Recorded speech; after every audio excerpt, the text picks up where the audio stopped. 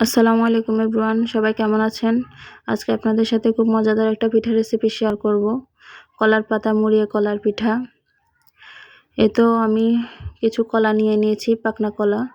ভালো করে হাত দিয়ে চটকিয়ে নিচ্ছি। আপনারা চাইলে চামচ দিয়েও করতে পারেন। তো স্বাদ মতো চিনি দিয়ে ভালো করে মিশিয়ে নেব।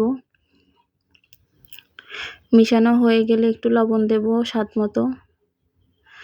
স্বাদ বাড়ানোর জন্য গুঁড়া দুধ দিব আমি। গুঁড়া দুধ দিয়ে ভালো করে মিশিয়ে নেব। মিশানো হয়ে গেলে চালের গুঁড়া দিয়ে দেব। আমার চালের গুঁড়াটা শুকনো চালের গুঁড়া, আপনারা চাইলে ভিজা চালের গুঁড়া দিয়েও করতে পারেন। ভালো করে মিশিয়ে তো আমি নারকেল কুচি, নারকেল কোরানো দুটোই দিয়েছি।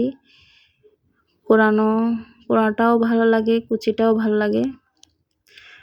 কুচিটা দাঁতের নিচে পড়লে খেতে অনেক মজা লাগে, সেজন্য আমি কুচিটা ব্যবহার করলাম। তো মিশানো হয়ে গেলে আমি রেস্টে রেখেছি। রেস্টে রেখে আমি কলা পাতা নিয়ে নিলাম। ফুটানো গরম পানিতে একটু ভিজিয়ে নেব নরম হওয়ার জন্য। তো ভিজানো হয়ে গেলে আমি ভালো করে শুকনো কাপড় দিয়ে মুছে নিয়েছি কলা পাতাগুলা।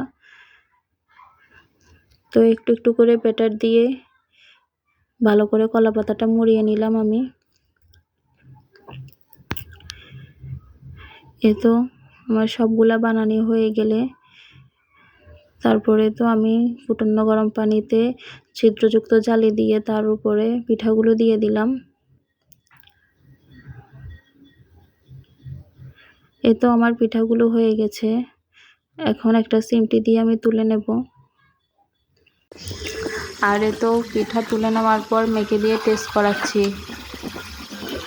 আর মেয়ে টেস্ট করে বলল